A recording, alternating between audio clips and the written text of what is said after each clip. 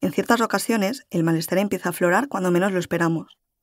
Empezamos a sentirnos desanimadas, perdidas o inquietas sin motivo aparente, justo cuando las cosas empezaban a ir bien, o cuando llega la calma tras una experiencia adversa. En definitiva, en ocasiones sentimos malestar, pero no vemos ninguna situación en nuestro día a día con la que relacionarlo.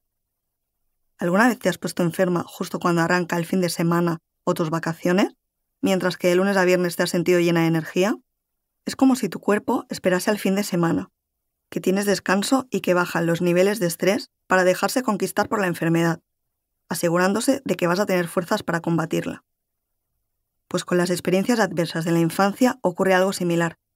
Parece como si esperaras a sentirte segura para hablar de todo aquello que te dolió, como si el cuerpo supiera cuándo vas a ser capaz de hacer frente a la incomodidad. Aunque hace tiempo que se dieron esas situaciones, sus efectos aparecen más tarde, probablemente cuando estás preparada para atenderlos. Si has llegado hasta este audiolibro, supongo que tras escuchar estas palabras ya sabrás a qué me refiero. Algo así me ocurrió a mí. Con 21 años sentía que todo iba bien en mi vida. Vivía con mis padres, la relación con ellos era buena, tenía amigos con los que salir, todavía no tenía demasiadas responsabilidades y contaba con mucho tiempo para el ocio y el disfrute. Aún así, sentía que me faltaba algo. Notaba una especie de vacío interior.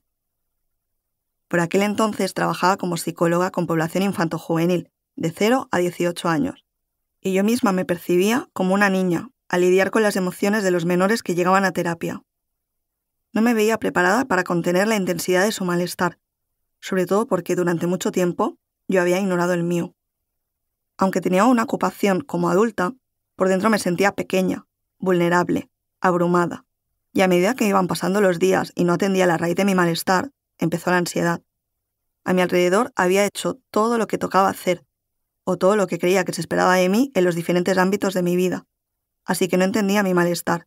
No parecía que la sensación tuviese relación con lo que me ocurría en el presente. Un día el malestar fue tal que noté que me faltaba el aire y se lo comenté a una de las directoras del centro en el que trabajaba. Cuando decidí compartir mis sensaciones y decirle que me parecía que no lo estaba haciendo bien, que había días que me costaba ir a trabajar y que pensaba que por eso les estaba fallando, ella me respondió que para nada. De hecho, teníamos percepciones distintas. Me felicitó por el buen trabajo que estaba haciendo. Entonces soltó la gran pregunta que lo cambiaría todo para mí. Marta, ¿te has planteado ir a terapia? A partir de ese momento empecé a indagar en mi interior, pero no con la intención de reparar mi infancia, al contrario. Solo quería eliminar el malestar cuanto antes, quitármelo de encima y rápido, removiendo todo eso lo menos posible. Y aunque encontré enfoques que me permitieron conseguir lo que me proponía, que intervienen desde un modelo biomédico centrado únicamente en factores biológicos y sin atender a factores psicológicos y sociales, en mi caso solo fueron una solución temporal. Con el tiempo necesitaba volver a terapia, inundada por la sensación de no haber encontrado las respuestas que buscaba. Constantemente me decía, tiene que haber algo más. Debía de haber algo en mi pasado, oculto entre mis recuerdos, que explicara por qué me sentía así. En mis pensamientos aparecían las mismas preguntas que las personas que hoy empiezan terapia conmigo suelen hacerse. ¿Lograré controlar las situaciones que me voy encontrando o siempre tendré ansiedad?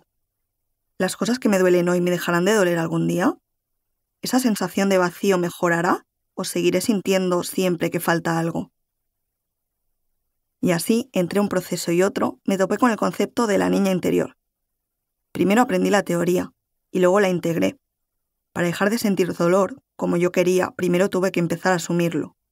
No hubo caminos cortos, atajos ni trucos fáciles, sino un proceso en el que confiar.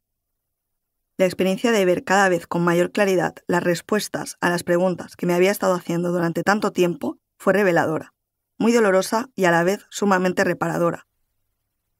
Antes de comenzar la terapia y trabajar con mi niña interior, estaba enfadada y triste conmigo misma.